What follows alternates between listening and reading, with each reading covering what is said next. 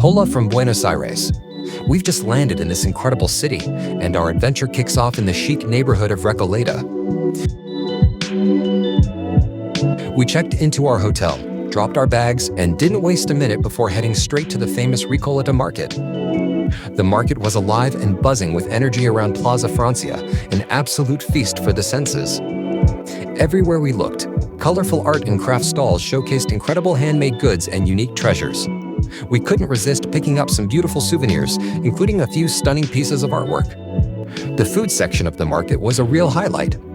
We treated ourselves to some local desserts that were nothing short of divine. Imagine a chocolate-covered biscuit with a luscious raspberry jam filling.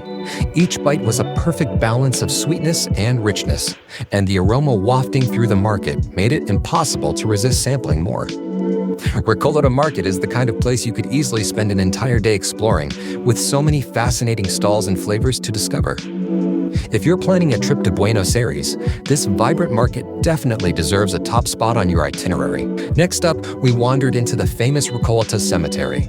And trust me, it's not your typical cemetery. It's like a marble city for the dead, narrow alleyways, towering tombs, and jaw-dropping sculptures everywhere you look. The place stretches over 14 acres and is packed with more than 4,000 mausoleums, each one a masterpiece of architecture. Walking these cobblestone paths feels like exploring an open-air museum. And yes, we visited the grave of Eva Perón, Argentina's beloved First Lady. Her tomb is simple compared to some of the grander monuments, but it's easily the most visited spot in the cemetery. If you ever get the chance, don't miss Recoleta Cemetery. It's a hauntingly beautiful slice of Buenos Aires history, one that's both peaceful and unforgettable. Right next door is the Basilica of Nuestra Señora del Pilar, one of the oldest churches in Buenos Aires. Peaceful, charming, and a perfect breather after the cemetery. Then, we strolled to the Floralist Generica, a massive metal flower that opens and closes with the sun. It's futuristic, it's photogenic, and it's totally Buenos Aires. On our way back, we also bumped into these kangaroo statue. Right nearby is the Facultad de Derecho. We popped in to admire the architecture. This place was huge and had some interesting artwork. At night, we set out for dinner at Floreria Atlantico, a speakeasy that's cleverly tucked away behind a real, working flower shop. The moment you walk in, you're greeted by the scent of fresh blooms and shelves filled with quirky little knickknacks. It's such a unique entrance, and it sets the tone for the whole experience. Once inside the bar, the atmosphere is electric with dim lighting and cool music. We ordered a prawn dish and some beautifully prepared veggies, and of course, we couldn't skip the empanadas. Every bite was delicious, but the highlight was their cocktails. They were impressive as their reputation suggests. It's our second day in Buenos Aires, and the city greeted us with a misty, atmospheric vibe. It's Sunday, and we've got a full day of exploring ahead. We kicked off the morning with breakfast at the hotel, fresh fruit and avocado toast for me. Our first stop was Florida Avenue, and surprise, we stumbled upon a military parade celebrating May Revolution Day.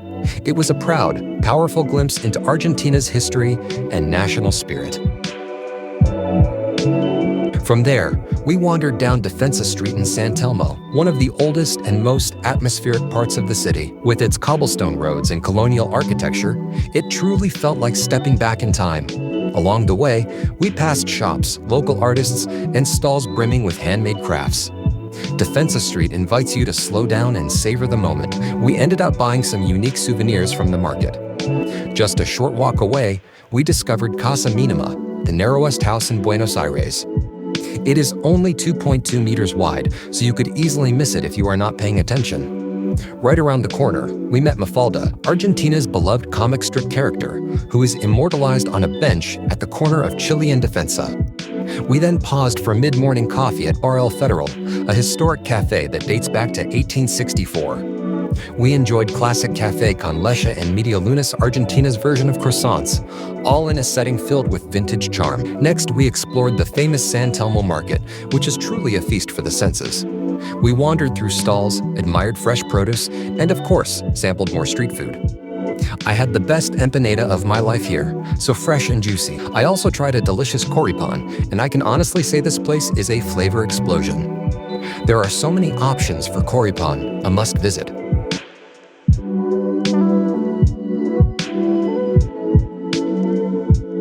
We also visited the Museo de Arte Moderno, or MAMBA, a space dedicated to contemporary Argentine art. The exhibits were bold, edgy, and completely different from anything else we had seen. Here are a few pieces that really stood out to me.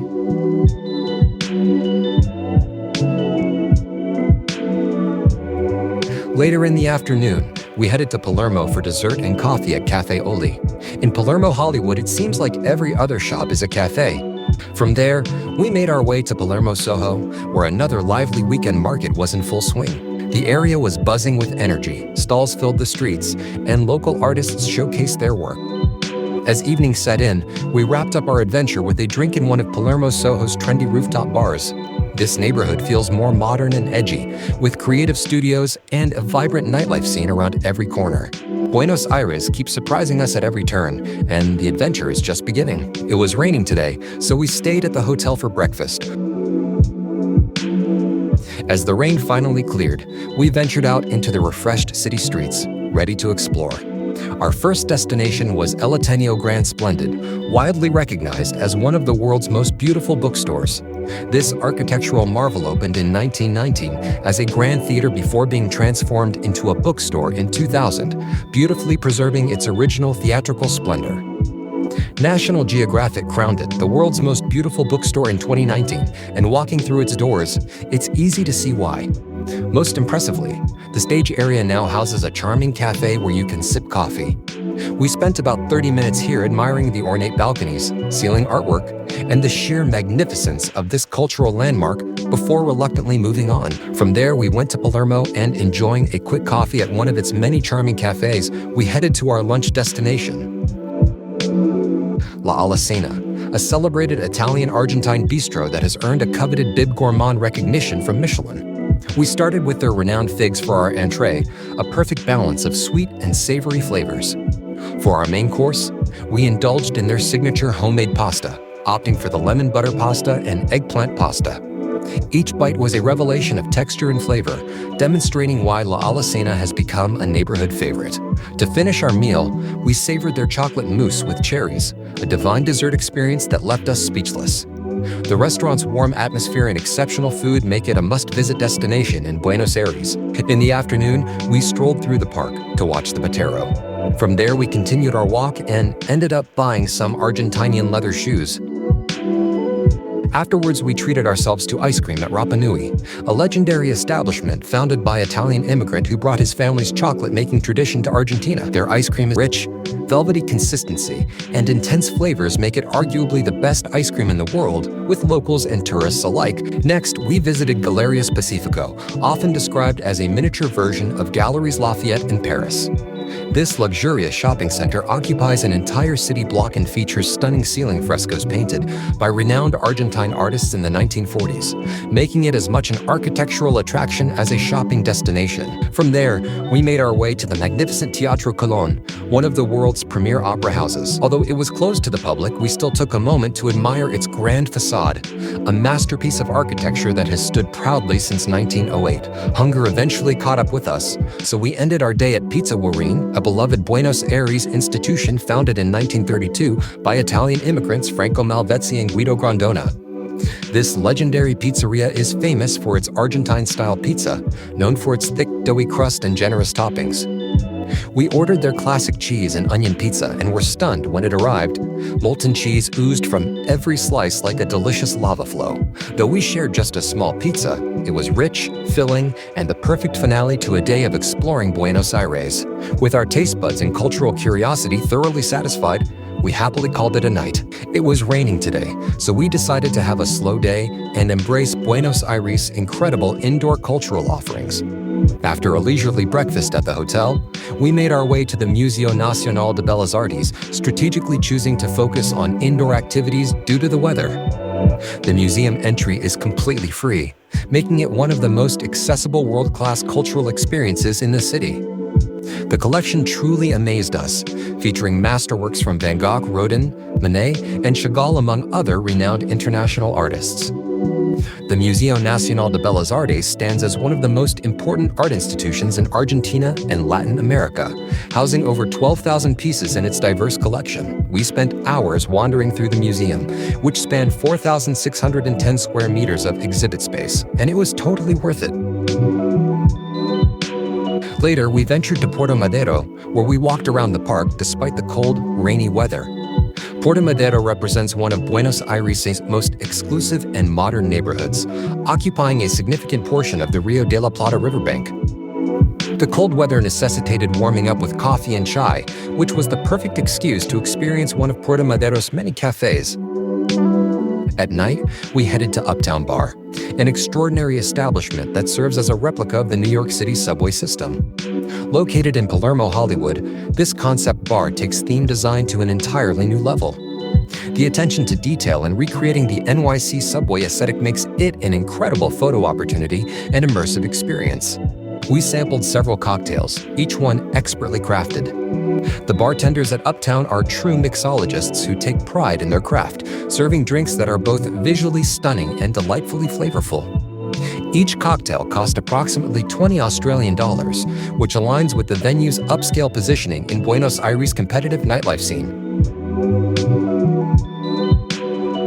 For dinner, we stopped by a Japanese-inspired restaurant glowing with neon lights, creating a fun and energetic atmosphere. The food was absolutely delicious, full of bold flavors and perfectly cooked. After enjoying our meal, we decided to call it a night, ending the day on a tasty and satisfying note. It's our final day in Buenos Aires, and we were warmly welcomed by radiant sunshine, a perfect send-off for an unforgettable trip.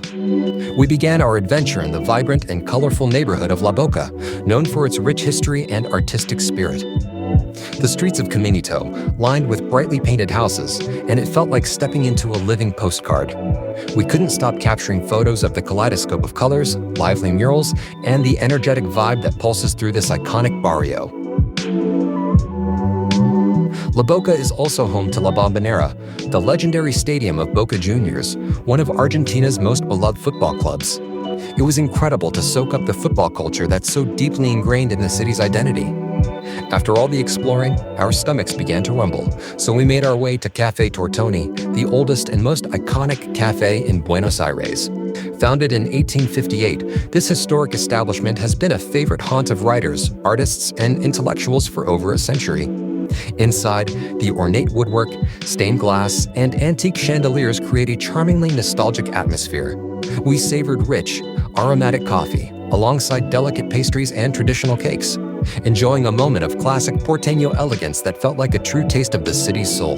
Later, we took a leisurely stroll through some of Buenos Aires' lush parks and gardens.